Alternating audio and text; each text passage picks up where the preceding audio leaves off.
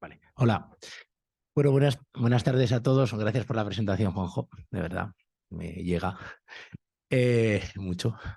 Bueno, he intentado preparar ahora en un ratito, pues, unas cuantas diapositivas, pero sobre todo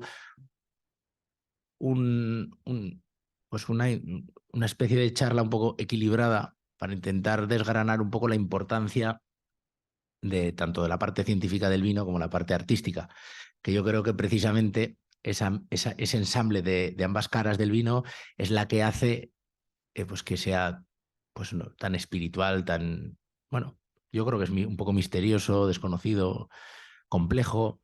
Entonces, bueno, simplemente quería ilustrar la primera diapositiva con una foto que es que me encanta de toda la vida, en la que creo que hay una mezcla de ciencia y arte. Y permitidme, por favor, que os explique, ¿no? Al final siempre hay avances tecnológicos o gente que es capaz de ver o solucionar problemas o buscar soluciones. Sí, exactamente, buscar soluciones a los problemas, eso alguien luego lo tiene que aplicar, por eso la parte de ingeniero, yo no soy científico, soy técnico.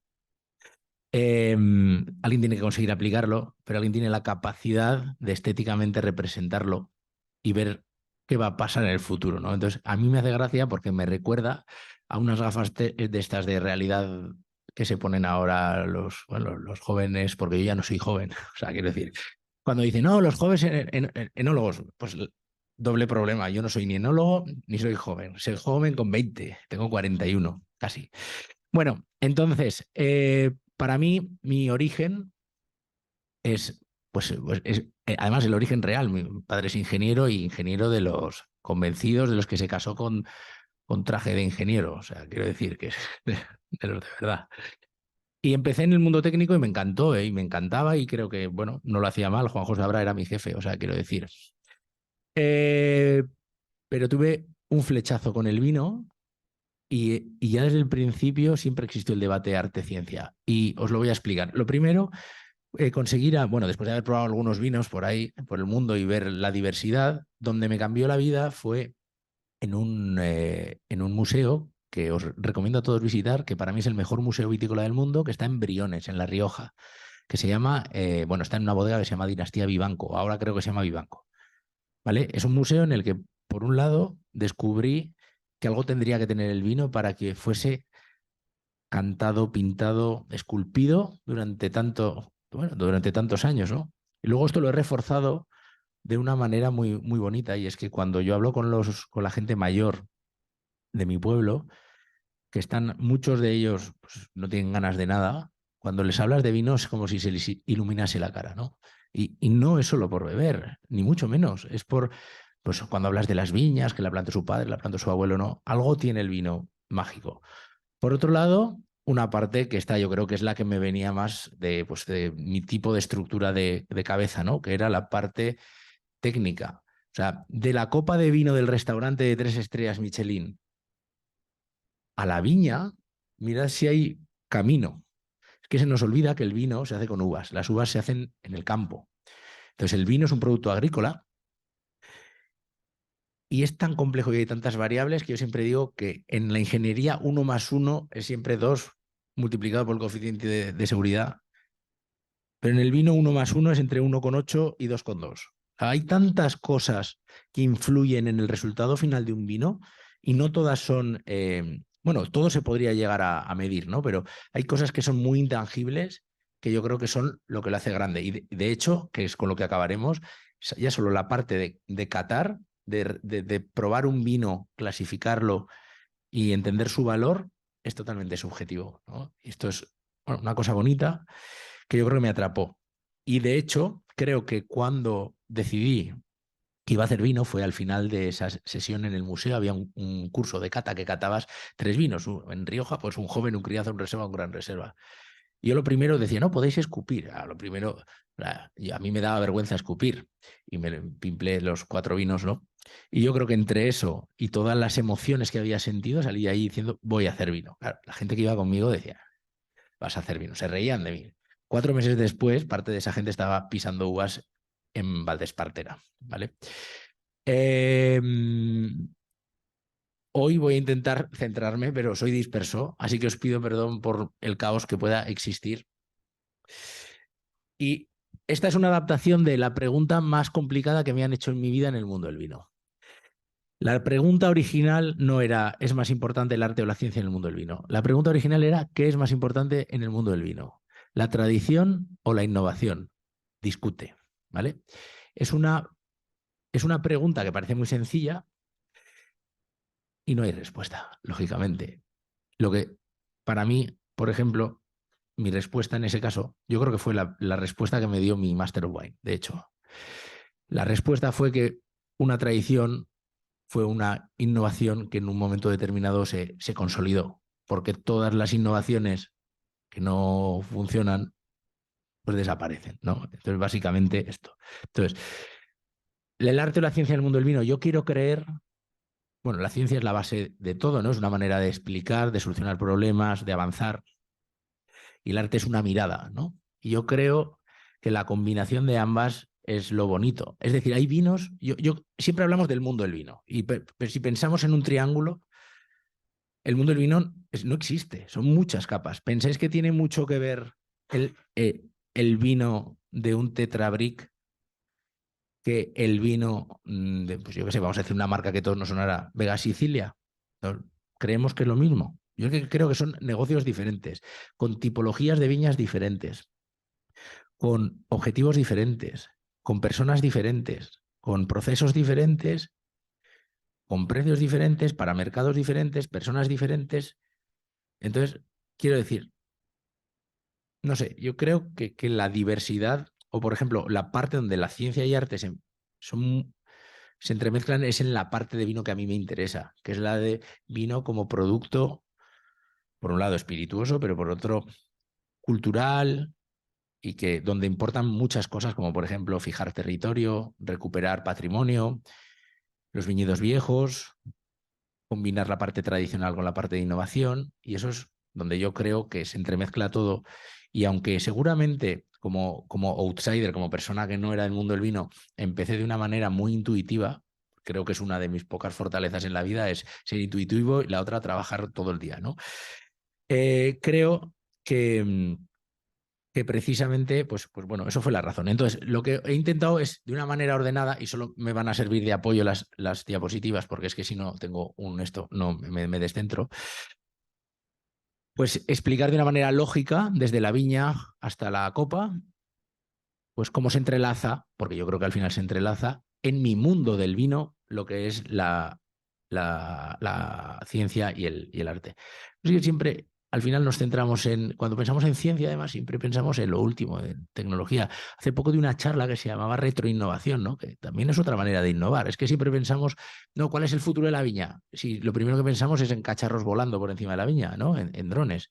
A ver, los drones son importantes, nos permiten ahorrar tiempo, incluso en el futuro van a poder, bueno, ya están en algunos casos fumigando, se están haciendo cosas muy interesantes, pero que hay muchas más partes científicas en las que podemos ir atrás. Para mí lo importante no es eso, hoy, es esto.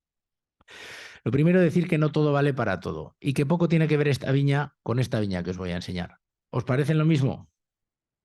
Vale. Yo que puedo desgranar un poco más, os puedo ayudar a ver, ¿no? Yo me acuerdo cuando con mi padre me llevaba a ver una máquina, yo veía un montón de hierros y él me explicaba, ¿no? Cada una de las partes porque él veía lo que yo no sabía, ¿no?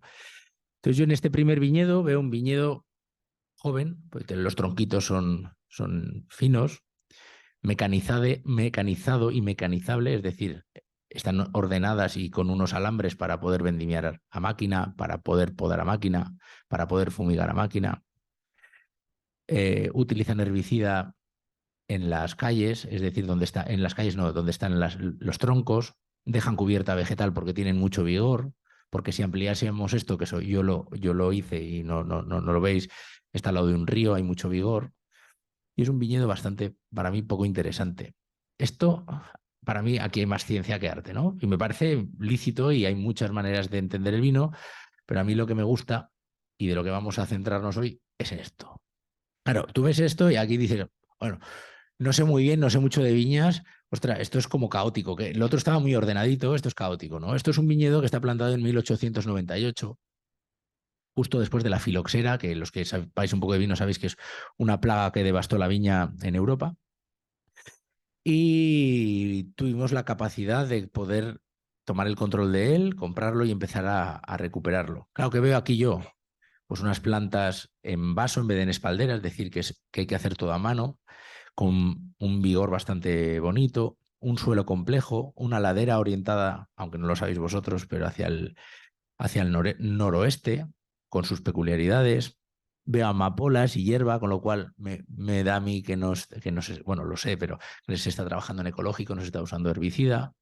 Tenemos un montón de cosas que al final hoy sé, pero cuando empecé a trabajar con este viñedo, que solo hace, bueno, muy pocos años, 2016, fue más por intuición. Yo llegué a este sitio y me enamoré del sitio. Dije, joder, este sitio tiene que hacer un vino, mal hablando, cojonudo. O sea, esto tiene que hacer algo bueno, seguro, ¿no? Entonces, hicimos un vino y efectivamente no nos equivocamos. Hicimos lo que hoy está considerado el vino mejor puntuado de nuestra tierra, ¿no? De Aragón. Y considerado una de las grandes garnachas en este momento del mundo.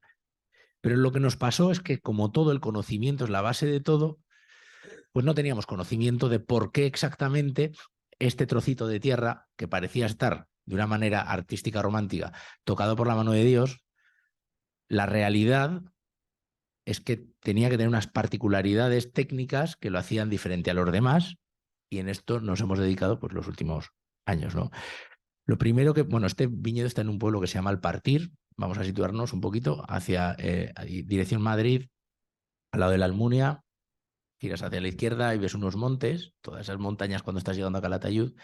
Eso es el sistema ibérico y ahí es donde hemos encontrado, por casualidad o por trabajo o por, no lo sé, nuestra casa.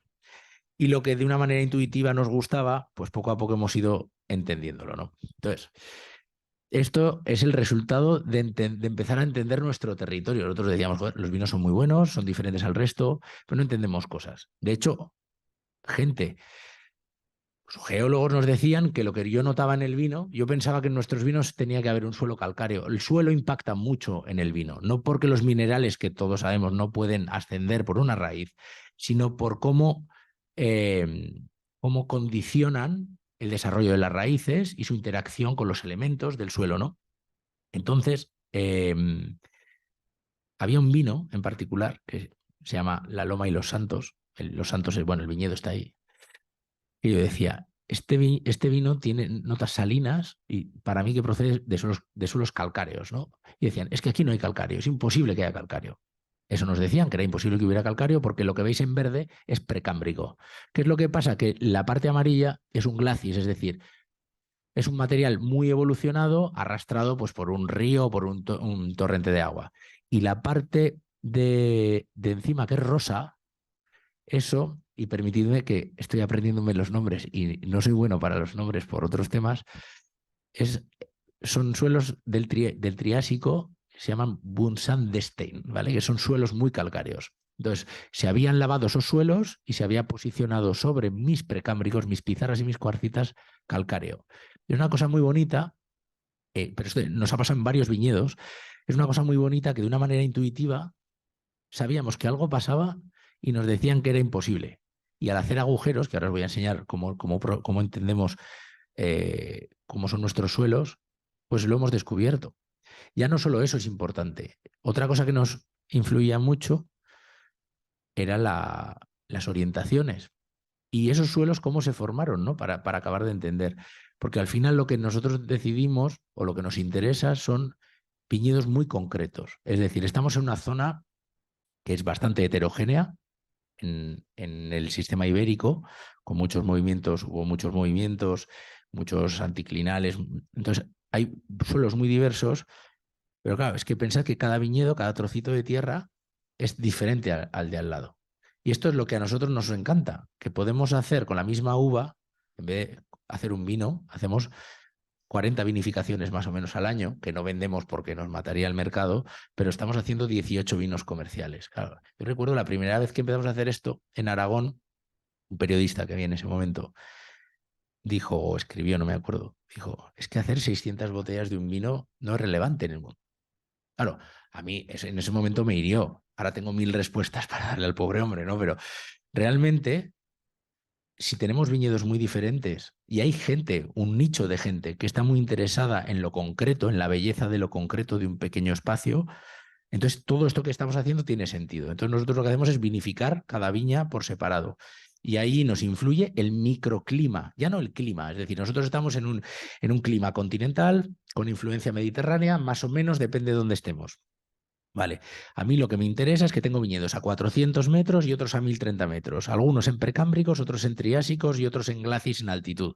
A mí me interesa que uno mira al norte, que el otro mira al sur, que uno tiene una viña joven, otro tiene una viña vieja, otro tiene pues, un calcáreo porque por allí pues, hubo deposiciones en su momento. Todo eso es muy bonito y es lo que a nosotros nos gusta. Entonces, aunque empezamos haciéndolo porque tampoco teníamos, porque todo esto, claro, pues, cuesta dinero, ¿no? Y que gracias a la Universidad de Zaragoza estamos ahora haciendo estos estudios, ¿no? Pero, claro, nosotros no podíamos, o sea, si tú empezases un proyecto vitícola de cero, tú empezarías diciendo, quiero plantar. Es que igual he empezado mal hoy. Claro, yo decido que dedico mi vida a recuperar viñedos viejos, ¿vale? Pero en general un proyecto vitícola empieza al revés. Tú dices, oh, creo en esta zona, voy a estudiarla, voy a plantar un viñedo y a partir de ahí voy a esperar a que crezca, voy a hacer vino con él, ¿no? Pues claro, nosotros lo que hicimos de manera intuitiva fue buscar esos pequeños viñedos que nos interesaban y poco a poco ir adquiriéndolos. Y ahora, con el tiempo, pues lo que estamos haciendo es entender por qué los vinos son como son, ¿no? Al final lo que hacemos, pues es básicamente, esto es muy aburrido, ¿vale? Pero básicamente es clasificar nuestros viñedos por altitud, clasificarlos por tipos de suelo, que en general suele ser por su edad. Y cuando hablamos de suelo, claro, hay una cosa que es muy importante y que no he puesto para no brasearos, pero una cosa es son tonterías que al final todas son necesarias para entender. Una cosa es el suelo y otra cosa es el material. Es decir, solemos confundir, y esto lo cuento por si alguien no lo conoce, porque a mí me pareció, cuando lo entendí, me pareció interesante, solemos confundir material con tamaño de las partículas, es decir, su descomposición. Es decir, hay gente que dice, no, mi suelo es pizarra, y otro dice, no, mi suelo es arcilla. Pues eso está mal entendido, porque la arcilla solo es un tamaño de una partícula. Podríamos decir mi suelo es arenoso o arcilloso. Eso te lo compro, porque la arcilla tiene un tamaño, el limo tiene otro más pequeño y la arcilla tiene otro más pequeño. ¿Por qué nos importa esto? Porque cuanto más pequeño sea el suelo, más arcilla tengamos, más tendencia tiene el suelo a retener agua, a retener nutrientes, que por un lado en un sitio muy seco puede ser bueno, pero en un sitio muy húmedo pues puede hacer que esté siempre encharcado, pues como cuando hacíamos arcilla de críos, ¿no? Y luego por otro lado está el material base, que es con el que luego cuando se descomponga se formará la arena, el limo o la arcilla. Y esto pues puede ser, pues ya sabéis, pues pueden ser granitos, que es toda la parte oeste de España, es tendencia granítica, o la parte este, que es más diferente, suelen ser suelos calcáreos por deposiciones y tal, porque estaba hundida. Pero sobre todo tenemos, por ejemplo, nuestro sistema ibérico, pues que en este caso son suelos precámbricos y son pizarras y tal. Eso sería el material base. La diferencia, pues su manera de formación, pues unos son suelos sedimentarios, otros son metamórficos y otros son suelos ígneos, ¿vale? Suelos ígneos, ya entendéis. Entonces, lo que hemos hecho, y esta es, yo creo, la parte ciencia, ¿eh? Luego yo soy muy, o sea, iremos mezclando, ¿no? Pero, por ejemplo, una cosa muy bonita que pasó, este es mi socio Mario, es que cuando empezamos a hacer estos agujeros que os enseñaré ahora, empezamos a aprender cosas. Lo primero, llega un geólogo a la viña y dijo, no entiendo por qué esta viña está aquí. O sea, no la entiendo, no hay suelo. Claro, yo dije, ¿cómo que no hay suelo? Y estábamos todos pisando el suelo, ¿no? Lo que decía es que no había suficiente descomposición del material base para que un viñedo pudiera tener chicha, pudiera tener comida para alimentarse. Claro, empezamos porque claro, con una retroexcavadora hicimos un agujerito en el suelo, intentamos ver hasta dónde llegaba el suelo descompuesto y por lo tanto las raíces. Pero ¿qué es lo que pasa? Que estos suelos del Precámbrico son pizarras. ¿Y qué manía tiene la pizarra? Que se suele abrir en lascas, ¿no? Entonces, empezamos a ver esto, que más abajo de donde ya estaba la pizarra volvía a haber raíces. Y es que las raíces buscan al final es subsistencia, ¿no? Busca cualquier manera de poder bajar para prospectar suelo para tener más recursos. El colmo del colmo fue un viñedo donde estaba la pizarra perfectamente colocada, pero tú la cogías y la rompías porque tenía ya microfisuras, y era como si le hubieran puesto una microcapa de micras de arcilla. La arcilla se había metido por dentro y allí donde había llegado la arcilla había raíces. Entonces, una cosa bonita porque en un sitio donde se supone que no tendría que haber una viña vigorosa, pues la había, ¿no? Entonces, ¿qué es lo que hacemos para estudiar esto? Pues lo que hacemos son esto, ¿no? Unos agujeros en el suelo. En esos agujeros en el suelo vemos, mirad, cualquier persona puede verlo. Esta parte sería como el suelo, lo que ellos llaman suelo, está descompuesto, hay mezcla de arenas, arcillas, es decir, diferente granulometría. Para mí esto sería un suelo chocolate 3.0, es decir, muy bueno. Y todo esto, ¿veis? Sería la pizarra. Entonces, ¿qué es lo que pasa? Que empezaron a ver, pues esos son raíces, ¿vale? Que están saliendo de la propia roca. Y este es un súper debate, el de la mineralidad en el vino, que os voy a explicar. En el vino, como todo, son modas, ¿no? Entonces hubo un momento en el que se hablaba, ahora se habla de la frescura en el vino. Hubo un tiempo que se hablaba de la mineralidad. Claro, la mineralidad, entonces, porque, por ejemplo, los franceses hacían mucho marketing de su vino del suelo que tenían, ¿no? Aparte de una parte científica interesante. Lo que pasa es que eso se banaliza y cuando no se explica bien, pues la gente pensaba que los minerales, por eso he empezado diciendo esto, ¿no? Los minerales subían por las raíces y por eso la uva sabía a tal, ¿no? Espera, que esto, no sé qué ha pasado ahora. ¿Vosotros veis bien? Ah, vale, guay, yo no. Vale. Entonces, para mí lo que sí que es lo que os decía, sí que es importante es entender qué tipo de suelo tenemos para entender por qué el vino es así.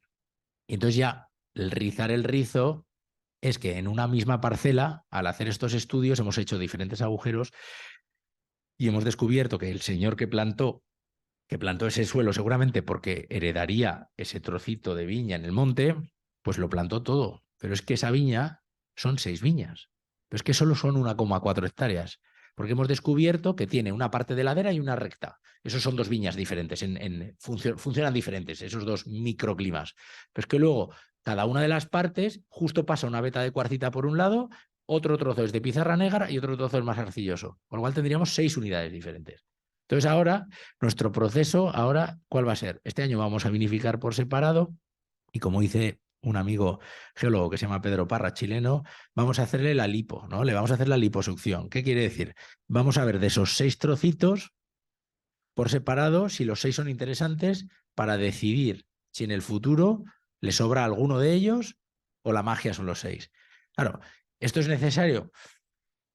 No sé si es necesario en la vida, ¿no? O sea, el vino es muy bueno y a la gente le gusta, pero es una manera de seguir avanzando en el conocimiento de tu tierra, ¿no?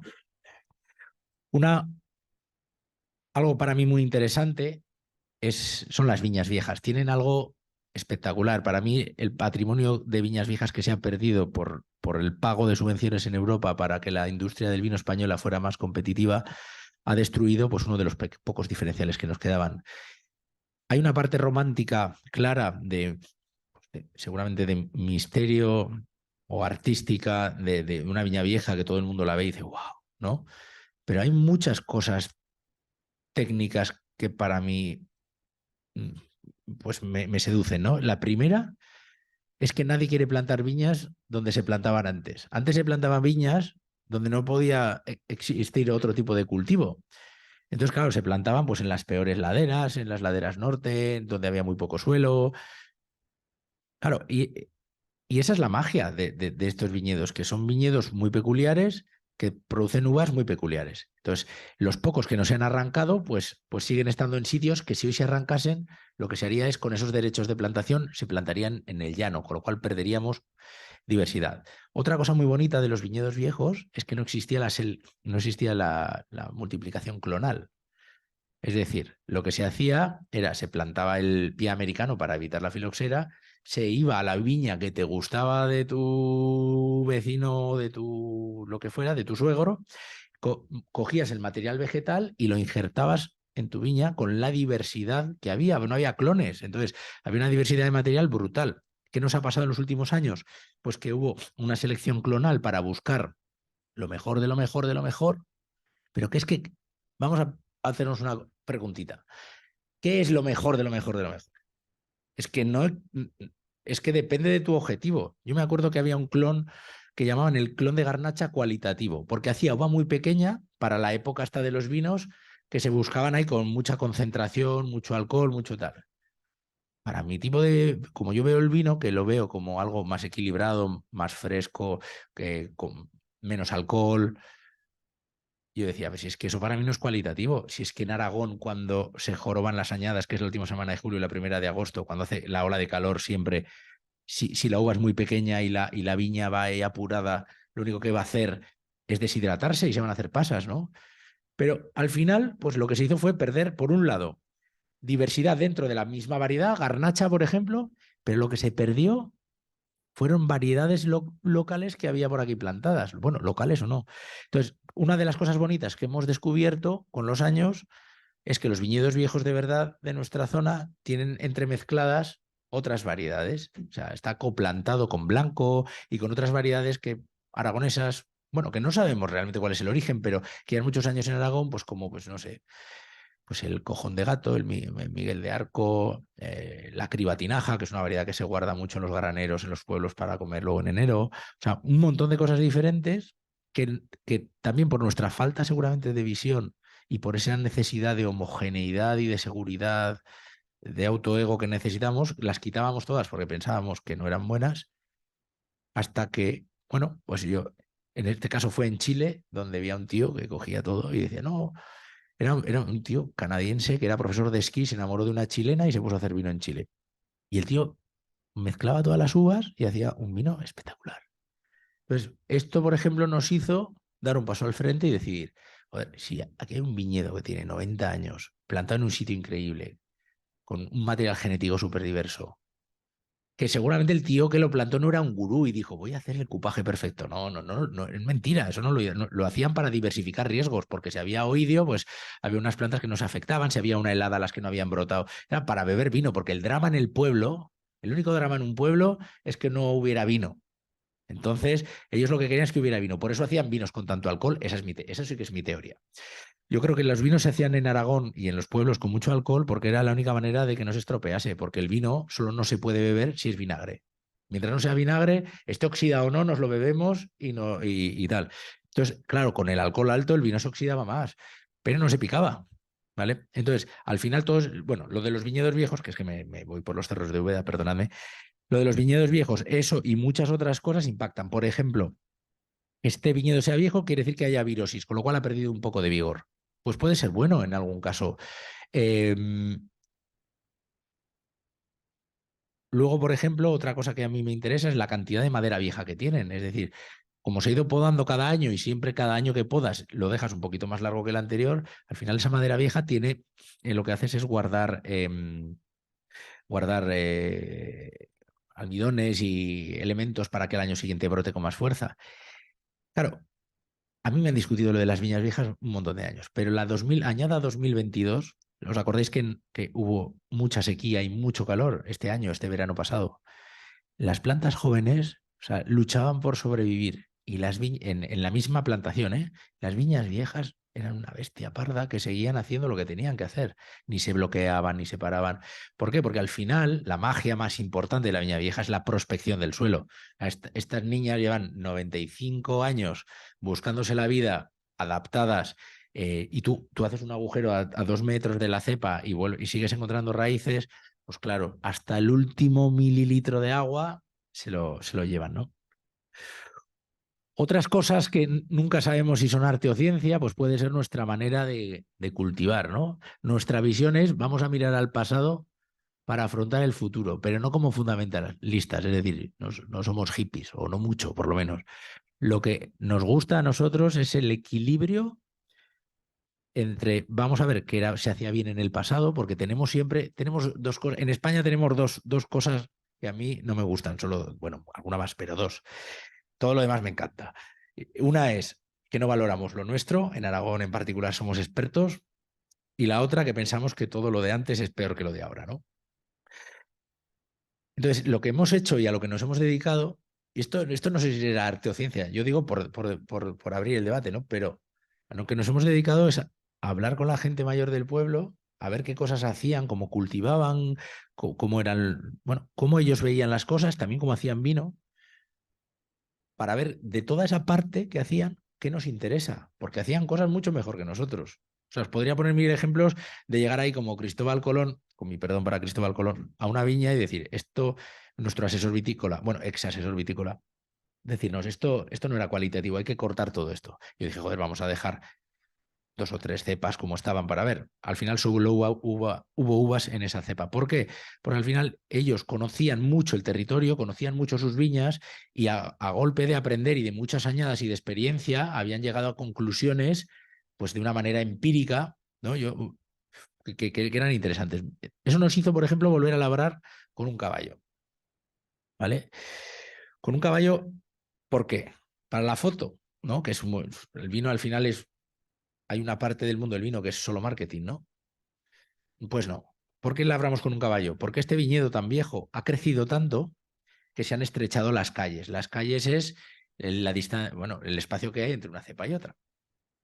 Entonces, cada vez que pasábamos con él, con un tractor oruga de cadenas, como si fuera un tanque, pero pequeñito, para labrar, se rompían brazos. Claro, a mí, cuando o sea, se rompe un brazo es uno de los trozos de madera permanente que tiene la cepa. Cuando se rompe un brazo que tiene 120 años, es como si me cortaran una falange, os lo juro, ¿eh? O sea que no tanto, pero que es muy esto. Entonces, con el caballo, ¿qué consigues?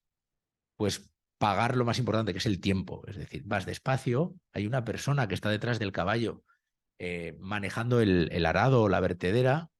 Entonces, puedes hacer casi lo que quieras a la velocidad que necesitas para cuidar cada una de estas plantas que llevan tanto tiempo aquí.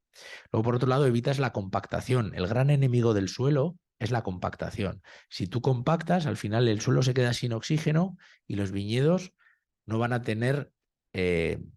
no van a tener aire para respirar en las raíces, no van a poder trabajar igual y al final las uvas van a ser peor. Una parte muy bonita que me encanta también de las viñas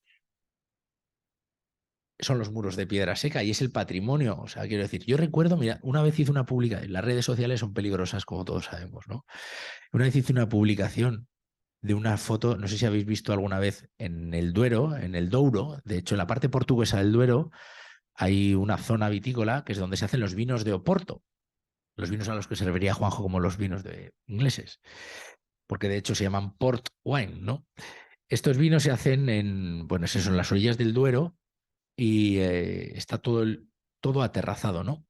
Claro, yo recuerdo poner una foto de la belleza que para mí suponía ver todo eso aterrazado y una persona decía, "Es que eso es el resultado de la esclavitud", no me acuerdo, y no sé qué historia más, ¿no? A mí me parece que lo que estos señores hacían en viñedos así era simplemente buscarse la vida. Y y básicamente en terrenos que eran demasiado, con demasiada inclinación y no se podía trabajar, lo que hacían era hacer como pequeñas terrazas, quitaban el suelo, o sea, hacían un murete y luego quitaban el suelo de arriba para quitar pendiente y rellenaban, con lo cual disminuían la pendiente. Y con esto podían plantar y podían cultivar, ¿no? Entonces, a mí me parece que es una cosa muy bonita, que en Aragón existía y que ha desaparecido por una cuestión también de aquí, porque este es un tema muy importante, ¿no? Entonces, otra de las cosas muy bonitas para mí es del que permite hacer vino, es el cuidar el territorio. Este año pasado, con los incendios que ha habido en toda España, se ha visto que el problema del monte es que no se cuida. O sea, que se han abandonado los almendros, los olivos, las viñas. Y al final, las que no están abandonadas, en particular las viñas, además, son muy buenas cortafuegos, ¿no? Entonces, pues bueno, para nosotros es muy importante también recuperar muros de piedra, que yo me acuerdo de mi padre que me dijo, cuando vino y vio esto, me dijo, pero hijo mío, ¿todo esto es necesario para hacer vino? Es que siempre me voy a acordar de esa frase. Y le digo, pues seguramente no, pero para lo que pero a nosotros nos gusta hacerlo, ¿no? Y luego una cosa muy bonita, y es, otra vez, vamos a referirnos a don Cristóbal Colón. Porque si pensásemos y si leemos libros de viticultura y de enología clásicos, pues en uno de viticultura se podría hablar, sobre todo de hace algunos años, pues de que hay que eliminar las competencias. Es decir, tenemos que hacer el monocultivo perfecto para tener pues ese tipo de uvas y sobre todo maximizar beneficios, ¿no? Al final es de lo que va la historia, ¿no? Para mí, cuando yo voy a un viñedo y veo algo de hierba, veo diversidad, veo tomillo, romeros, amapolas, lavandas, veo que hay vida. Y cuando rascamos debajo de esa hierba, hay lombrices, hay microorganismos, vuelven las abejas, las mariquitas. Cuando todo esto pasa, es que estamos poniendo el viñedo en conexión con la tierra y os prometo que las uvas son mejores. Y esto es difícil de explicar, pero es así. Y bueno, nada, esto es simplemente una frase que me gusta de la sabiduría que alcanza una viña vieja, que al final no es sabiduría, pero es simplemente pues, capacidad de prospección. Lo que os decía del dinero, esto impacta mucho. Mirad, cuando tú tienes un viñedo joven, empieza a producir poco a poco, luego tiene un pico entre 5 y 10 años y luego pum, pum, pum, pum, pum, pum, va decreciendo. Creo que vais a entender muy claro por qué los viñedos de, sobre todo de 70 90 años, se arrancan. Y también os doy un pequeño, si me permitís, consejo, y es que cuando vayáis a comprar un vino, valga menos de 7 euros y ponga viñas viejas, pues simplemente que sepáis que os están engañando. Porque es imposible hacer un vino de una viña vieja, que para mí una viña vieja tendría pues, más de 40 50 años, y que valga ese precio. Porque simplemente veis los kilos por hectárea que está produciendo el viñedo. Y ahora, después de hablar de viña, vamos a hablar un poco de bodega. ¿Qué nos pasa lo mismo? Joder, yo creo que cuando yo empecé en el mundo del vino en 2008, cuando ibas a una bodega, te hablaban, siempre era el mismo circuito, te hablaban lo primero de cómo recepcionaban las uvas y luego te enseñaban un montón de inoxidable, de acero inoxidable por todos lados y ya de repente te abría una puerta, te venía un montón de olor a vainilla y era la sala de barricas. Eso era una visita a una bodega, ¿no? Pero es que hay muchas maneras de hacer vino y hay muchas opciones que ahora hablaremos. A mí, por ejemplo, me encanta hacer vinos con depósitos de cemento, que casualmente es como se hacían los vinos en Aragón toda la vida, ¿no? Entonces, cosas muy curiosas, claro, ¿cuál es la diferencia entre las dos uvas que tenemos ahí? La de la izquierda sería una uva para vinificar y la de la derecha sería una uva de mesa. Esto lo ha definido el ser humano. Os puedo prometer que hay vinos hechos con uvas de mesa que son riquísimos. Pero al final lo que nos interesa es seleccionar las mejores uvas para elaborar los vinos que son entendibles. Sobre todo depende del nicho donde estés. Y una cosa que intuitivamente sabíamos y hemos aprendido con el tiempo son dos gráficos. Estos son los únicos gráficos pesados que os voy a poner. Uno sería cuando una uva madura, pensad una cosa, y vamos a hacer un microcurso de 35 segundos de cómo se hace vino. El vino simplemente consiste en coger uvas, hacer vino, café y té no es muy diferente. La cosa consiste en coger uvas y romperlas para que salga el mosto y las levaduras que están presentes en la piel de las uvas van a empezar a hacer un proceso que así más artística que científicamente hablando, se comen el azúcar y generan CO2, alcohol, calor y otros subproductos, ¿vale? Entonces, en función de las uvas que tengas y de su madurez, pues vas a tener, por ejemplo, más grado menos. Es decir, cuantos más gramos por litro de azúcar tengas en el mosto, pues más alcohol vas a tener si lo dejas fermentar hasta el final, si no se te quedará dulce. ¿Y más o menos a razón de qué? Pues de 17 a 19 gramos por litro, ¿vale? Entonces, si estamos en un sitio donde la uva madura bien, pues tendremos un crecimiento de la concentración de azúcares a la hora que va madurando, como cualquier fruta, cada vez será más dulce mientras madura, y la acidez, que es la parte que le da la gracia al vino y equilibra luego con el alcohol, eh, se mantendrá a unos niveles adecuados. Y la parte más importante, ¿habéis probado un vino tinto que os seca la boca? Mucho. Eso se llama astringencia. Y el responsable de eso es el tanino, ¿vale? Entonces, si las pieles de la uva no están maduras, haremos un vino que podrá tener la acidez adecuada y el nivel de alcohol adecuado, pero será verde, imposible de beber y secante, ¿no? ¿Por qué? Porque la madurez física, que es la del alcohol y la acidez, estará, pero la madurez fenólica, que es la de la sensación táctil y de la de la fruta, pues no estará, ¿vale? Entonces, ¿qué nos pasa si estamos en un sitio muy caliente o por ejemplo, y no gestionamos bien nuestro viñedo? Pues lo que pasa en el gráfico de la derecha, que la uva se sobremadurará. ¿Y la uva en qué se convertirá? En lo que comemos en Navidad, en pasas. Si tenemos pasas, para mí es el gran fracaso. O sea, si yo tengo una añada de pasas, es el gran fracaso de mi vida de ese año, quiero decir. ¿Por qué? Porque si tú coges una pasa de una garnacha de Aragón, una pasa de un Cabernet Sauvignon de Burdeos y una pasa de un Pinot Noir de Borgoña, las metes una cada una en un bolsillo y luego no te acuerdas cuál es cuál y las pruebas, te van a saber a pasa, igual. Sin embargo, si coges una uva fresca, mira, os lo enseño aquí, que se ve muy bien. Si coges una uva fresca de cada uno de estos sitios y luego no te acuerdas, digo, no sé, igual alguno de vosotros sí, pero yo os garantizo que yo pruebo las 3 uvas y te sé decir cuál es cuál, ¿no? Si el vino se hace con uvas, ¿qué quiere decir? Si el vino se hace con uvas, quiere decir que dependiendo de nuestra materia prima, pues el vino tendrá unas características u otras. Entonces, para mí la importancia de coger, de vendimiar en el momento adecuado. Y en Aragón siempre se ha tendido a vendimiar muy tarde. Por eso tenemos una homogeneidad brutal en los estilos de los vinos. Que al que le gusta todos los vinos sepan parecidos, pues está muy bien. Pero para mí, que quiero hacer 40 vinificaciones diferentes para saber a qué sabe cada una de mis parcelas, y en algunas de las parcelas quiero hacer 6 vinos, pues lo que me interesa es ver todas esas sutilezas, porque creo que eso es lo bonito. Otro punto del proceso muy importante es la madera, porque en esas visitas que algunos habréis hecho a bodegas, estoy seguro que el tío que os hablase os empezaría a decir, no, estos son barricas de roble francés o estas son de roble americano. Si vais a una visita con alguien que supieron más, os decía, no, esto es roble francés del bosque de Aliège, de 225 litros, de segundo uso y lo más flipante de todo, de tostado medium plus. Esto lo hemos oído todos.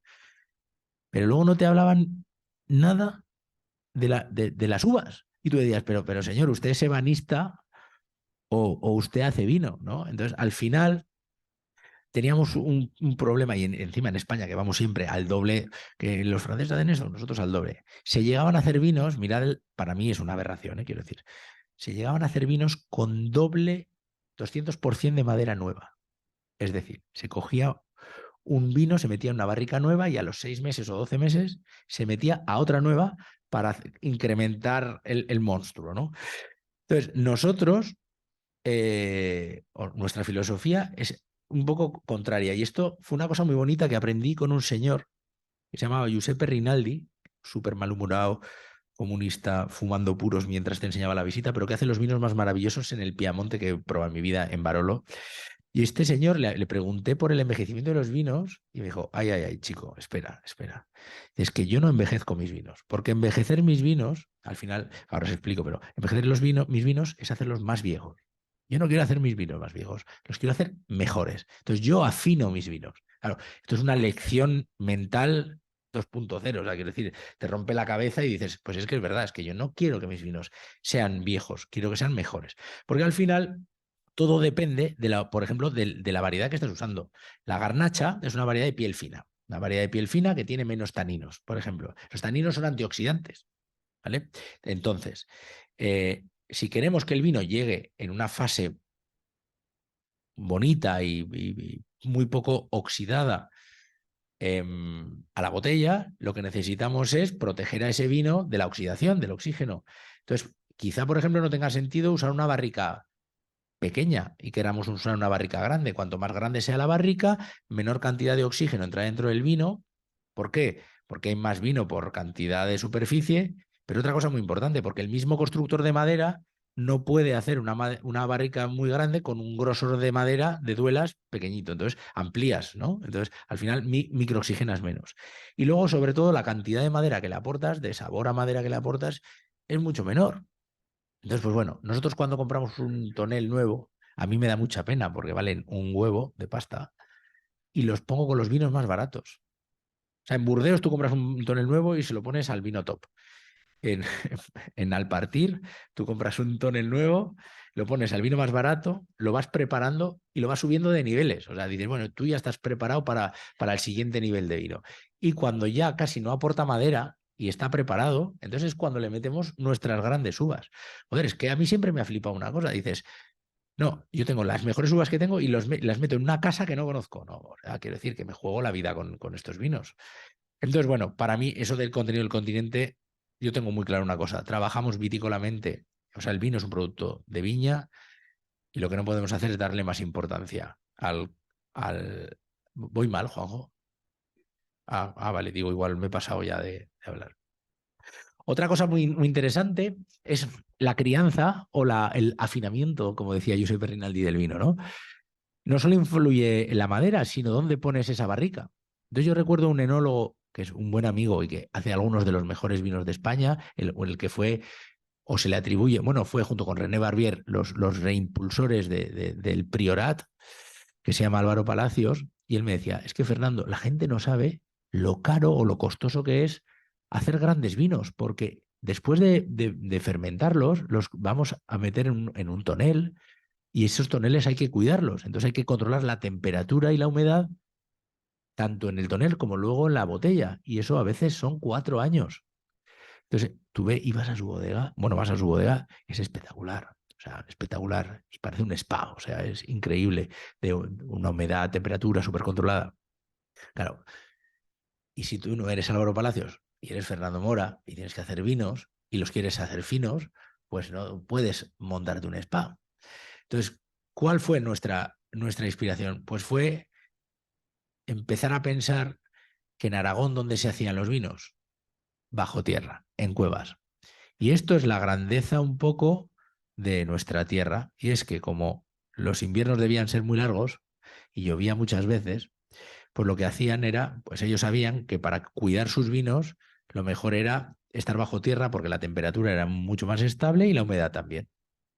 Entonces lo que decidimos, por una razón esta técnica y otra más artística, que era que las uvas de mi pueblo, porque yo ya no soy de Zaragoza, soy alpartirense, que estoy empadronado, que las uvas de mi pueblo se tenían que quedar en mi pueblo, pues decidimos que queríamos, pues, recuperar una de estas bodegas, que ya no era bodega desde hacía muchos años, para poder criar los vinos en las mejores condiciones. Yo tengo aquí entre 13,5 y 16 todo el año, grados Celsius, y una humedad superior al 80-85%, que es un poco más variable dependiendo de verano o invierno. Y, y bueno, lo bonito de esto es que se entrelaza ciencia y arte, ¿no? Porque desde luego, cuando viene aquí a ver cómo criamos nuestros vinos, la gente le parece algo muy especial.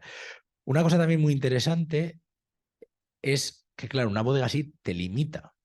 Y las limitaciones, que es que son buenas a veces, es decir, porque te ayuda. Nosotros tenemos una bodega muy pequeñita, donde en la parte de arriba fermentamos y luego bajamos nuestro vino sin usar bombas eléctricas por gravedad a los toneles, ¿vale? Pero es que no puedes crecer, hombre, puedes seguir haciendo agujeros en la tierra, pero no le gusta mucho ahora a los arquitectos jugársela para hacer un agujero a 17 metros de profundidad. De hecho, para hacer una cosita pequeña nos querían pedir micropilotajes. Bueno, valía más el dinero hacer eso que la bodega. Entonces, quiero decir que al final esa limitación, tanto de manera de trabajar como de crecimiento, te hace que también entiendas que quizá más no es mejor, sino vamos a centrarnos en las viñas que tenemos y vamos a buscar durante los próximos 30 años la mejor versión de ellos, ¿no? Otra cosa que os va a llamar la atención y que puede ser visto solo como arte o también como ciencia es pisar a pies. Vamos a intentar decir una cosa clara, y es que estúpidos no somos. O sea, quiero decir, no queremos pisar a pies por pisar a pies. Pisamos 60.000 kilos de uva. Y 60.000 kilos de uva son muchos pies. A la gente le encanta el primer día, nos hacemos todos fotos para Instagram, pero al segundo día ya nadie se quiere hacer fotos en Instagram, y a los 60 días de empezar, pues la gente está cansada. ¿Por qué pisamos a pies? Empezamos pisando a pies, si digo la verdad, a mí porque me hacía ilusión, ¿vale? Pero hice un vino así. Luego me di cuenta de muchas cosas que influyen pisando a pies. Lo primero y más importante, y os voy a poner el ejemplo aquí, es lo que podemos hacer. Nosotros vendimiamos a mano nuestros viñedos viejos en cajitas de 15 kilos. Y os acordáis, algunos, los más mayores seguro que se acordarán de que cuando te comías una lata de anchoas buena, pero buena de verdad, tenían un papelito dentro. Eso lo hemos visto todos. Y ese papelito ahora es muy aburrido, porque por la ley de protección de datos puede poner un 1, un 3, una A27, pero eso antes ponía, yo los he visto con un nombre de una persona. ¿Eso qué quería decir? O lo que a mí me pareció que quería decir. Fulanito Gómez es el responsable de esta lata. ¿Qué hay más bonito en la vida que comerte una lata de anchoas que un señor ha elegido para ti, ¿no? Entonces, esto es lo que nos hizo entender cómo queríamos trabajar. La selección es la base de todo. Al final, pensad una cosa. Y esto creo que me lo dijiste tú o alguien nuestro, que era, la frase no es muy correcta, ¿vale? Pero era, si tienes mierda, informatizas mierda, tienes mierda informatizada. Me la dijiste tú. Eh, y esto vamos a aplicarlo. Si al final estamos haciendo vino y cogemos uvas, todas las del viñedo, y las metemos en un depósito, bueno, el vino podrá estar bien, pero ¿será lo excelente? Yo creo que no. Entonces, ¿qué es lo que hacemos? Cuando llegamos a la viña todos los días, le explicamos a la gente qué racimos queremos y cuáles no. Esta gente los coge, pero la gente se cansa. Entonces, cuando echan el cubo a la caja, una persona nuestra está mirando las uvas y si hay algo que no está bien, lo quita, ¿vale? Segunda selección. Llegan a la bodega, le echamos a una mesa de selección que no hay un ingeniero que se haya quedado sin pelo por diseñarla, ¿vale? Porque es una plancha de acero inoxidable y nada más. No hay motores. ¿Por qué? Porque un motor es un limitante de tiempo. Y en una caja puede estar perfecta, la echas encima y la quitas, o sea, y está perfecta, y en otra puedes tener que coger más cosas. Y luego el último factor, que es el que está encima pisando, que está pisando dentro del depósito, que esta es la foto bonita, ¿vale? Que es cuando el depósito es pequeño y tú eres más alto que el depósito. El problema es cuando estás en estos depósitos, que donde estás es dentro del depósito y te llueven uvas, pero entonces la persona que está dentro es la responsable de ver realmente lo que está entrando. Y él es el que firma el depósito. Esto solo lo empezamos a hacer este año pasado. ¿Vale? Antes no llegábamos a este punto, pero ahora estamos en esa cosa preciosa de responsabilizar, ¿no? Y una cosa más importante, no sé si os habéis dado cuenta que directamente de la caja van a la mesa y de la mesa al depósito. No quitamos el raspón. El raspón es la parte vegetal que une las uvas. Claro, si, si tú lees en los libros te dicen que hay que quitar el raspón, pero pensad en una cosa, que es que hace 100 años o 120 años o 150 años no había despalilladoras y se hacía vino. Entonces, nosotros, ¿qué hemos pensado? La garnacha, en un libro pone garnacha, variedad de piel fina con aromas a fruta roja, hierbas aromáticas y pimienta blanca. Vale. Variedad de piel fina quiere decir que tiene pocos taninos. Porque, se me olvidó explicaros una cosa, que la parte bonita y por la que decía que hacer vino es como hacer té o café, es que si tú cortas una uva, en general, vamos a por si hay algún quisquilloso, el 99,9%, el mosto, el líquido dentro de la uva es transparente. Entonces, ¿se puede hacer un vino blanco con uva tinta? Claro. Tú exprimes la uva, o sea, prensas la uva muy rápido y tienes un vino blanco. Pero o sea, quiero decir, pero sin embargo, para poder hacer un vino tinto con uva, lo que tienes que hacer es macerar, igual que macerarías una manzanilla o un té. ¿Y qué influye?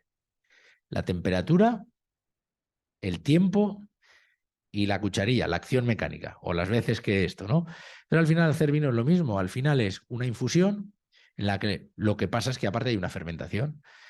Entonces, para nosotros, añadir en esa infusión los raspones hace que tengamos un extra de tanino, un extra de antioxidantes, aparte de otros elementos. La contra, como son ricos en potasio, perdemos un poquito de acidez, pero como somos de vendimiar pronto, pues nos viene bien. Y luego perdemos un poco de color. ¿Por qué? Porque los raspones han entrado verdes y salen rojos, o sea que hay antocianos, ¿no?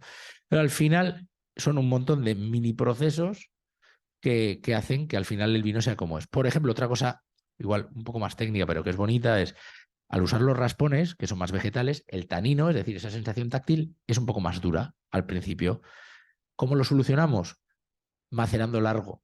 Eso quiere decir teniendo esa infusión mucho rato. Y la mente, que a mí me pasaba, decía, por cuanto más tengas la infusión, más secante va a ser. Eso nos pasaría con un té verde, por ejemplo. En este caso, sucede un proceso de hiperpolimerización del tanino que hace que sea más suave.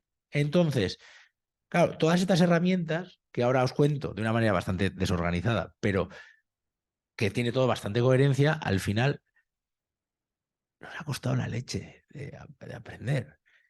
Porque no había un referente, porque nadie ha hecho vinos, nadie que esté vivo ha hecho vinos así en Aragón. Entonces, ¿cómo hemos aprendido? Pues viajando por un montón de países, aprendiendo de cada uno de ellos herramientas disponibles y probando. Mira, yo envidio proyectos vitícolas que a la primera han hecho un gran vino. A nosotros nos ha costado, bueno, estamos en la búsqueda del gran vino, ¿no? Pero los primeros 6 años, hacíamos cosas pues bastante normales, porque era prueba-error. La diferencia entre un chef y un tío que hace vino es evidente. Un chef tiene un trabajo dificilísimo, que es hacer muchos platos iguales que van a ser consumidos en un breve periodo de tiempo. Un tío que hace vino tiene todo el tiempo del mundo para hacer un vino, pero hasta el año siguiente no puede volver a probar. Y tenemos otro problema más, y es que nuestro vino va a ser juzgado cuando el cliente desee. Algunos vinos serán bebidos cuando salga al mercado y otros serán guardados si el cliente ha estimado que el vino tenía el potencial suficiente, 10 años. Y eso es tremendamente complejo y es una responsabilidad que yo cada día tengo aquí. Mi única obsesión en la vida es conseguir que el vino evolucione bien en el tiempo. Y eso sí que es pura ciencia. Eso es ciencia pura. O sea, arte también, pero es ciencia. Es darle al vino herramientas para que pueda evolucionar, ¿no? Y una cosa muy bonita, bueno, no sé si al final estoy hablando mucho de ciencia y arte, pero yo os cuento la película. Una cosa muy bonita para mí es esta. Voy a mirar la hora porque no me fío de ti. Ah. Y es lo peor que le está pasando al mundo en todo, ya me voy a meter aquí de lleno a la boca del lobo, desde en la parte de productos hasta en la parte de las opiniones, es que nos estamos estandarizando. Y estandarizarse es lo más aburrido que hay en el mundo. Que te digan lo que tienes que comer, la marca que tienes que comer, me parece, yo porque hablo de comida y de bebida en general, me parece el mayor desastre que puede existir, ¿no? Y que todos tengamos que opinar igual y si no opinamos igual no nos den de leches, está fatal, ¿no? Y en el vino pasa lo mismo. Hubo unos años y sigue existiendo, seguro. Lo que pasa es que yo vivo como en una burbuja del vino que no es la real, pero cuando vas al mundo real te das cuenta de que se busca lo mismo. O sea, se busca que todos los vinos tengan un perfil parecido. Joder, la gran belleza del vino es que no se puede deslocalizar. Es decir, un vino procede de unas uvas. Si esas uvas proceden de un sitio concreto, ya podrás tener todo el dinero del mundo, que si yo no te quiero vender mi viña, tú no lo puedes hacer igual. No puedes, es imposible. Y mira que hay gente con dinero que lo ha intentado. Mirad, os voy a contar una de las barbaridades más bárbaras que puede hacer el dinero. Unos señores quieren plantar en California un viñedo. Y dicen, hemos encontrado la montaña perfecta. Pero qué putada que mira al sur y yo quiero que mire al norte. Bueno, ellos tenían dinero suficiente y pudieron cambiar o sea, cambiaron la montaña de orientación, ¿vale? Pero aún así, quiero decir, ¿vale? Pudieron hacer esto porque tenían dinero, pero realmente lo que es más bonito del mundo precisamente es que del mundo del vino son esos vinos que solo proceden a un sitio, porque es bonito hasta artísticamente hablando, enoturísticamente hablando. Es que pensad que nosotros, en un pueblo como Alpartir, vendemos nuestro vino en 46 países, ¿vale? Hay bodegas que venderán en 100 países. Piensa que aunque llegue 100 botellas a un país, o sea, ese país está recibiendo un trocito de nuestra tierra allí, o sea, en Japón beben un vino de Alpartir. Esa es la leche, ¿no? Y esto es precioso. Claro, esto pasa seguramente en este segmento. En un segmento de vinos económicos, pues pasan otras cosas. Por ejemplo, pues que se mezcla vinos de diferentes países para hacer una marca comercial. Claro, esa película para mí es mucho menos importante. Pero el problema es que hubo un momento en el vino en el que era como que solo hubiera un camino. Todos los vinos tenían que tener 15 grados de alcohol, ser súper profundos de color. Si es que os va a venir a la mente algún vino de Aragón que se hacía así, ¿vale? 15 grados de alcohol, mucho color, un poquito de dulzor en la boca, muy sedoso en boca y con y hasta las narices de madera. Esto era lo que en un momento determinado funcionaba, que era la época de Robert Parker. Entonces todo el mundo, que era un señor que ponía puntos de 0 a 100 a los vinos, entonces todo el mundo fue ahí y se perdió, joder, la diversidad, ¿no? Y lo bonito es que yo creo que por la crisis del 2008 pasa una cosa curiosa y es que yo creo que muchos enólogos se quedan sin trabajo y vuelven a sus pueblos y descubren que en sus pueblos hay viñas. Y empiezan a hacer vinos con esas viñas, pues tampoco tienen dinero para hacer otras cosas, y empiezan a descubrir variedades locales que casi se habían extinguido, viñedos de montaña. Lógicamente, esas pequeñas producciones muy artesanas pues se hacen con menos medios y con lo cual ya no hay estandarización, uno no tiene equipo de frío, otro descubre que su abuelo hacía el vino en tinajas, otro... y empiezan a hacer como un pequeño germen de diversidad y donde yo sí que creo que el arte y la sensibilidad entra en juego, ¿no? Y la sensibilidad yo creo que es importante en todo, pero en el vino es fundamental. Y yo creo que sin duda un ejemplo claro es en la degustación. Es que la degustación es totalmente, bueno, hay gente que la consigue, o sea, que consigue pues, con cromatógrafos y con cosas explicar de una manera científica a qué huele un vino, ¿no?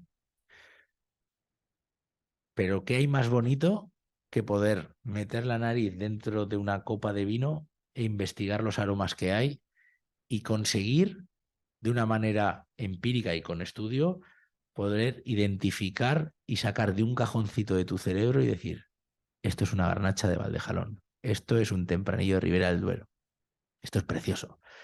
Y muy complejo, porque empecemos porque los aromas no somos capaces de recordar aromas, no podemos recordar aromas.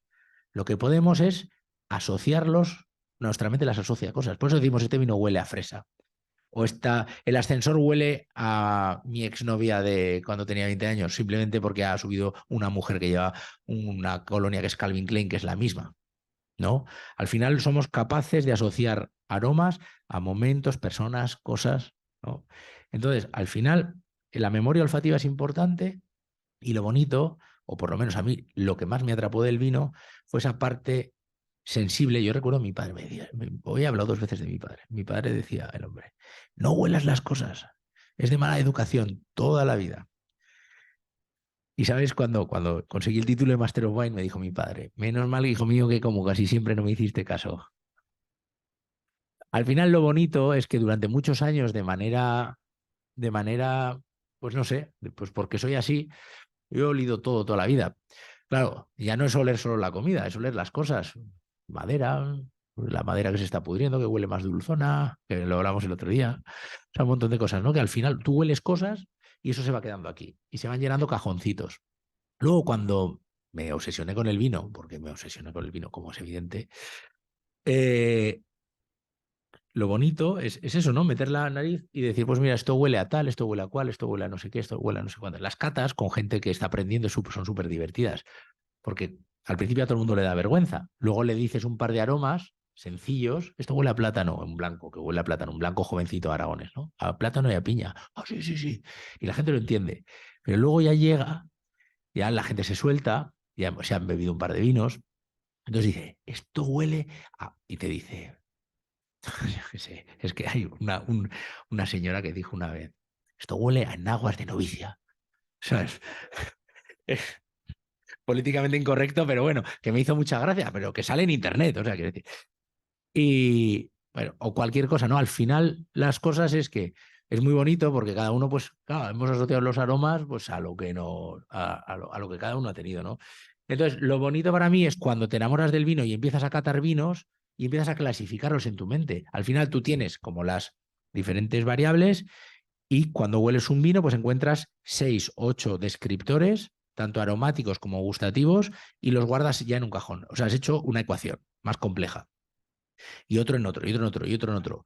Entonces, es una mezcla de teoría y práctica que al final lo que a mí me hacen es que cuando yo voy a oler un vino y luego lo pruebo, pues empiezo a disgregar. Lo hice ayer, además. Una cosa, pues bueno, es un ejercicio bastante bonito. Tú, por ejemplo, miras un vino y ves que tiene poco color. Entonces ya piensas, variedad fina, de piel fina, ¿vale? Hueles. Bueno, hueles, pues por ejemplo, siempre olerás, pues si tiene un poquito de madera, te olvidas de la madera, que eso ya llegará luego, intentas buscar fruta, ¿no? Y dices, pues mira, fruta roja o fruta negra, o fruta muy madura. Si encuentras fruta muy madura, ya nos vamos a empezar a pensar que estamos en un clima, podría ser cálido, que cuando luego lo probemos, si el nivel de alcohol es alto y la acidez baja, pues todo será consistente y nos iremos para allí. Si no, si encuentras fruta roja, hierbas, flores, pues ya puedes pensar que estamos en una zona un poco más fresca, ¿no? Lo que os decía, y luego compararemos en boca y empezaremos a decir, vale, este vino, vale, no tiene azúcar. Es un vino tinto, no tiene azúcar, tiene un grado alcohólico pues de 13,5, una acidez más o menos de 6 gramos por litro de ácido tartárico, tal, tal, tal. Y entonces todo eso te ayuda a posicionarte y al final acabas diciendo, vale. Y una vez que ya has llegado ahí, dices, vale, pues es un clima mediterráneo. Entonces me centro en que este vino podría ser o un tempranillo, por cambiar de garnacha, un tempranillo de Rioja, una Sangiovese de la Toscana o un Cabernet Sauvignon de Burdeos. Y dices, bueno, no, Cabernet Sauvignon no puede ser porque los Cabernet siempre son una variedad que huele mucho a piracinas, que son las notas como del pimiento verde. Y dices, aquí no huele a pimiento verde, lo descarto. Entonces ya me quedo en dos, ¿no? Y digo, vale, la Sangiovese o Rioja, ¿no? Más o menos son dos vinos que en dos zonas que lo que sí que hacen es trasegar mucho, con lo cual va a haber aromas oxidativos, un vino evolucionado, pero hay una pequeña diferencia. Y es que tradicionalmente en Rioja los vinos se criaban, se afinaban, como diría Rinaldi, en roble americano. Y sin embargo, en la Toscana se utilizan botas grandes de roble, pues o francés, italiano, bueno, de diferentes zonas, pero nunca americano. Y el roble francés tiene la manía de que huele más, pues como a clavo, a vainilla. Y el roble americano, que es otra especie de roble diferente, huele más a coco. Entonces, si tú hueles los vinos y acabas llegando al coco o a la vainilla, pues te permite diferenciar y tomar una decisión adecuada. Después de toda esta tesis que has tenido que escribir para el examen, pues puedes haberte equivocado, ¿no? Pero al final has ido disgregando y has ido de una manera técnica y clara llegando a una solución. Entonces, claro, al final hay una parte subjetiva, pero al final la cata lo que te permite es clasificar los vinos y abrir, claro, al final son como sensores que tú tienes y que te permiten, con un montón de variables que tienes por ahí guardadas y de conocimiento, pues llegar a una conclusión. Y esto existe y es real. O sea, nosotros para ser Master of Wine tienes que aprobar 3 exámenes de cata. Uno de 12 blancos, de 12 vinos blancos a ciegas, 12 tintos y 12 que le llaman mix bag, que básicamente pues puede haber espumosos, generosos, de todo, todo a ciegas, ¿no? Entonces, básicamente tienes que acertar los vinos que hay ahí, pues tienes que decir, pues esto es un tempranillo de La Rioja del 2008, tal. Y esto es una... Joder, y nosotros acertamos 9 11 yo acerté 9 11 y 10 vinos, ¿vale? No, ahora no acertaría ni 3 porque esto es como cuando te preparas para la quebrantahuesos o una maratón. Pero quiero decir, al final llega un momento en el que es como, ¿habéis visto la película de Matrix? Eso no es ciencia, ¿vale? Pero la película de Matrix, llega un momento en el que el tío ve todo el código y dice, yo soy Matrix, ¿vale? Pues esto que a mí me hace mucha gracia, pues hubo un momento en el que has probado tantos vinos, yo recuerdo pues probar 2.500 vinos al año, ¿no? Llega un momento en el que has probado tantos vinos, encima llega un momento tan obsesivo que te llegas a enfadar, porque a veces vas a exámenes de prueba ciegas que le pagas a otro Master of Wine para que te enseñe y te pone ejemplos que son malos. Y ya llega a un momento tal de obsesión que sabes hasta si el tío, cuando ves los vinos luego, te das cuenta si ha elegido bien los vinos o no, ¿no? Entonces, una cosa, bueno, bonita. Por casi terminar, hay una parte que también es muy importante, que la decía un señor de la Universidad de Zaragoza, que creo que se llama Miguel Lorente, que decía, hay que hacerlo bien y hacerlo saber. Y esto es una cosa que no tiene nada que ver con la charla de hoy, pero que me tiene como me toca mucho las narices en general. Esto, porque todo el mundo se nos llena la boca con el storytelling. El storytelling es contar una historia alrededor de un producto. Pero hay un fallo de base en todo esto, ¿no? Y es que decía, no, es que a los millennials, yo soy el último de los millennials, ¿vale? A los millennials les gustan o nos gustan, se supone que nos gustan, que nos cuenten una historia alrededor de un producto.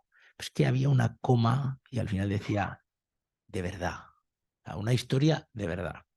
Entonces, siempre me gusta acabar hablando del no mentirás, ¿no?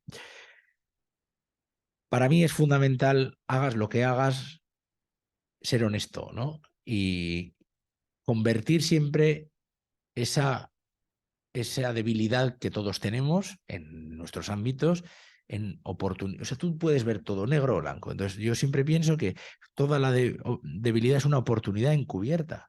Nosotros teníamos, y ya para terminar, nosotros teníamos un vino, o sea, viñedos en una zona que se llama Valdejalón, que no había nadie embotellando vino. Después de eso nos hemos hecho vino de España con añade variedad. O sea, somos vino de mesa igual que García Carrión, técnicamente según los papeles, ¿vale? Eso todo eran problemas al principio. Teníamos viñedos muy viejos con mezcla de variedades. No teníamos dinero para montar una bodega super top que nos la hiciera Moneo. Eh, y muchas cosas. Y nos hemos buscado la vida y hemos conformado una manera de trabajar que a nosotros nos funciona y que la gente que disfruta de nuestros vinos, pues los compra. Y sobre todo hemos sido muy honestos con la parte pues, más tradicional o más artística o sensible, pero con conocimiento. Es que yo estoy harto también de la otra vertiente, de no, que yo no hago nada, el vino se hace solo. No, perdona, el vino no se hace solo, el vino es un producto. O sea, quiero decir, o sea, para que haya un vino bueno hay que trabajar mucho, hay que pensar mucho y hay que tener mucho conocimiento de en todo, de la parte de la viticultura, en la parte de la enología, en la parte de la venta, en todo, en saber qué vino quieres hacer. Y la diferencia siempre entre un vino bueno y uno excelente es esta. Porque el vino de recetas, o sea, el vino de recetas, bueno, vamos a romper una lanza porque siempre que alguien nos dijo el vino se hace con polvos, todos sabemos que no se puede hacer vino con polvos, ¿vale? Eso vamos a romperlo. Pero sí es cierto que existe ese rollo de un vino de receta. A mí un vino de receta me parece tremendamente aburrido. Y a mí lo que me gusta es, yo tengo una manera, una línea, un proceso, una manera de entender mi viña y mi elaboración que me gusta, pero hay cosas que son que las máquinas, o por lo menos nosotros no tenemos las máquinas que nos lo digan. Es decir, tú puedes coger una uva para saber si la vendimias y ver su grado alcohólico, su acidez, su pH y unas cuantas cosas más. ¿Vale? Eso está muy bien. Pero ¿eso es razón suficiente para vendimiar? Para mí no. A mí me gusta coger la uva y morderla y mascarla y ver cómo está la pepita, cómo están las pieles, cuando las masco con la última muela para ver, porque ahí voy a sacar si hay verdores.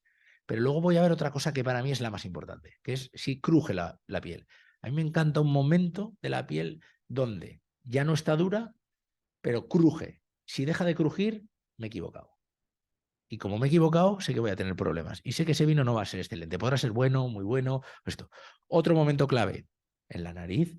Si yo estoy macerando, si yo tengo el vino en esa infusión que os digo, yo todos los días cojo y catan los vinos y dices, este vino está muy frío, se está reduciendo. Vale, quita el frío. Este vino, algo está pasando, vamos a descubar ya. O sea, al final tú vas... Pero es que luego, cuando lo tienes en las barricas, es lo mismo. Claro, la gente dice, no, es que hago siempre 12 meses de crianza. Yo no hago siempre 12 meses de crianza. Un año con 11 meses valdrá y en otro 14.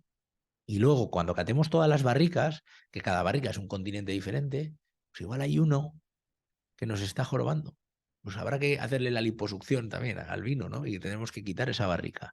Y esos pequeños detalles son los que son todo esto es la búsqueda de la excelencia que hace que las cosas funcionen. Entonces, cuando tú haces todo esto y lo cuentas, pues hay un tipo de gente que le encanta, ¿no? El problema es que el marketing del vino lo aguanta todo y a mí eso me duele mucho. Por terminar, al final me he ido demasiado rápido, ¿no? ¿O voy bien? Ah, no, mira. Por terminar, una frase, bueno, una cara feliz de un niño, cuando los niños podían comprar vino en la tienda para llevársela a sus padres. O sea, no es políticamente correcto tampoco.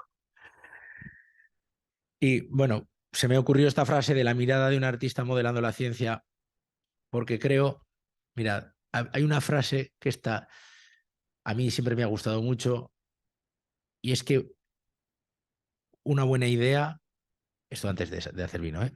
Una buena idea solo es buena si está en las manos de quien sea capaz de hacerla realidad, ¿vale?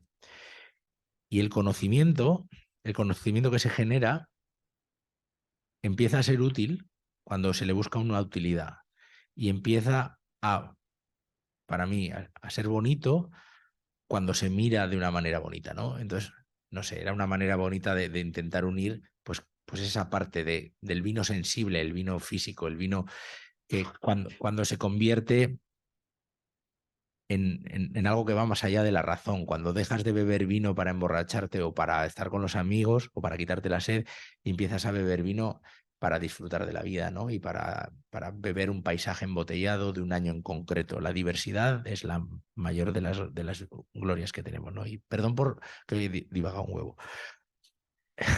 Pero bueno, que espero bueno, que os haya parecido entretenido pues, lo que os he contado y que si tenéis cualquier pregunta, pues que me hagáis y crítica, ¿eh? O sea, quiero decir que a mí me gusta la caña. Gracias.